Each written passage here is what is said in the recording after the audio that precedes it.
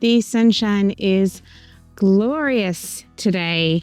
I wasn't expecting it. It said that it was going to be partly cloudy today, and there are a few clouds around, but to be still sunny at this time of the day is just beautiful and a blessing.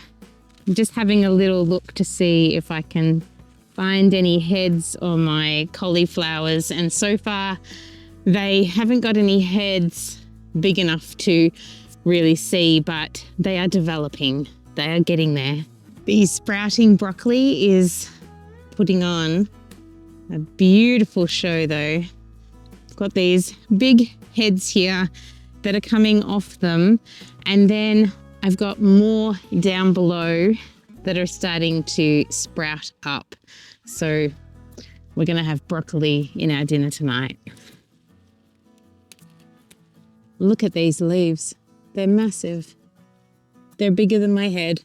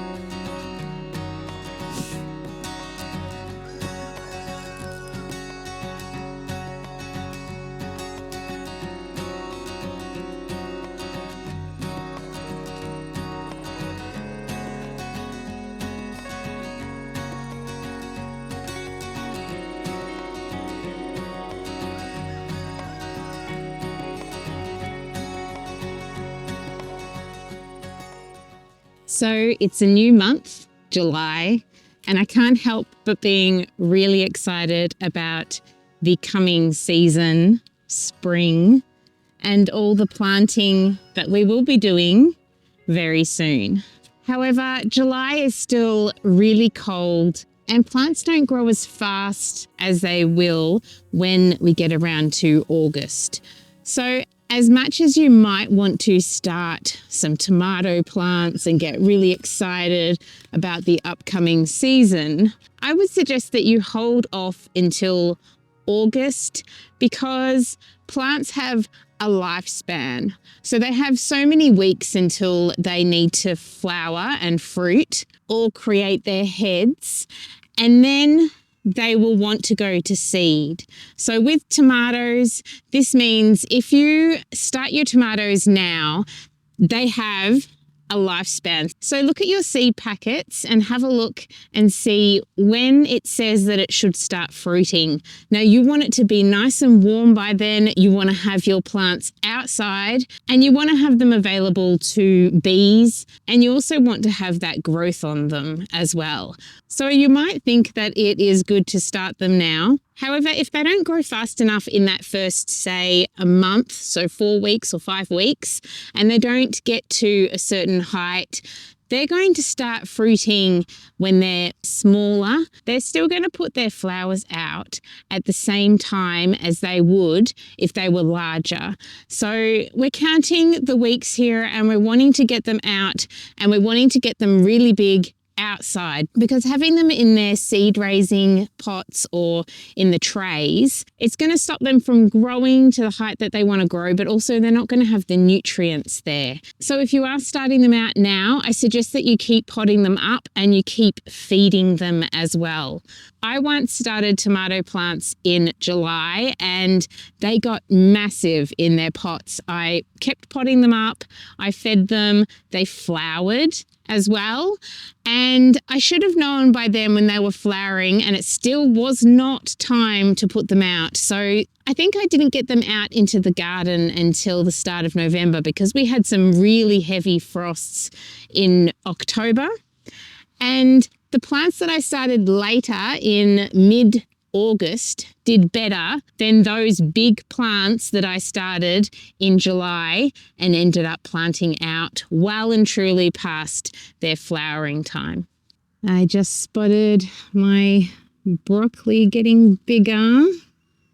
It's very, very exciting. And there's another one here as well. It's a little bit smaller than that first one. I've got more here. Can you see that one there? And I've got so much grass coming up in the pathway here. I can't believe how fast this grass has grown. I really need to spend some time out here weeding the pathway.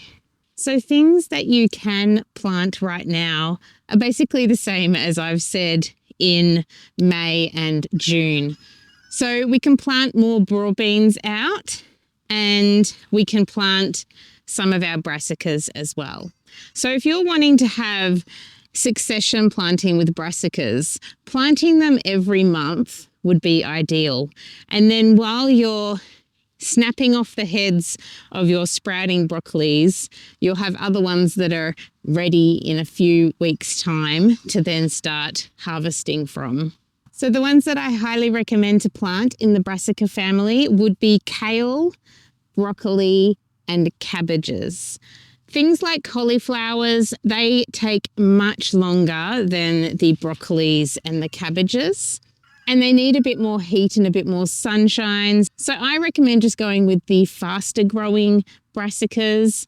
Of course, you could pick up some seedlings as well.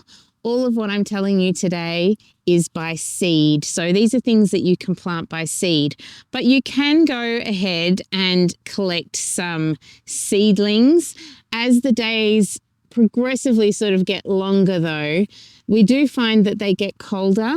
So we tend to get more colder weather and snow going into July and August, and then it picks up again. I always find that really interesting is as to how we pass the shortest day, but the shortest day isn't exactly the coldest day we receive. So we can get colder and then we can get warmer again after August is over. So other things that you can plant in cool regions of Australia are your lettuces and your greens. Of course, as with everything else, they're not going to get big fast because we are in the colder months, but you can definitely get some into the ground. There are some onions that you can get into the ground now, so I highly recommend you can either start them from seed directly into the ground, or you can start them in your seed raising trays. There are some peas that you can plant as well, and also a good complement to our lettuces and our greens are to plant some radishes. Spring onions are also great to be planting right now. They're quicker than onions to get to harvesting, and they'll be ready for all of your spring cooking by the time the warmer weather comes along.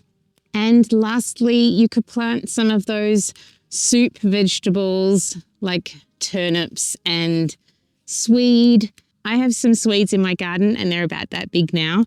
It's very exciting. So I could do another flush of swede if I wanted to.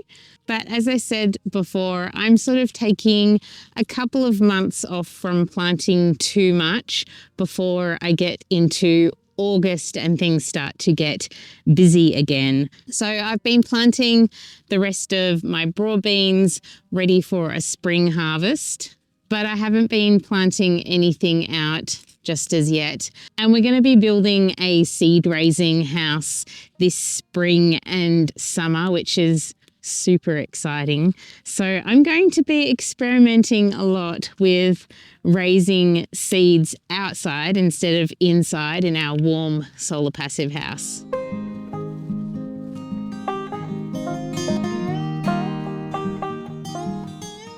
So I hope you enjoy July in your garden and that you get all inspired for the new seasons ahead.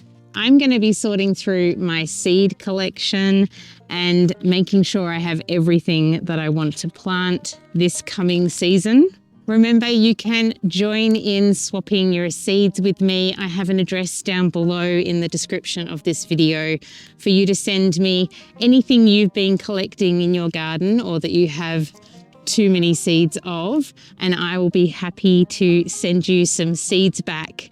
I have got a few people that I'm preparing parcels for at the moment. And as I said, I'm going through my seeds at the moment and making sure I have everything that I want to send to those who have sent me seeds and plants. Thank you so much for your kindness. I hope the sun is shining where you are and you're enjoying it as I am. I will see you again soon for another video.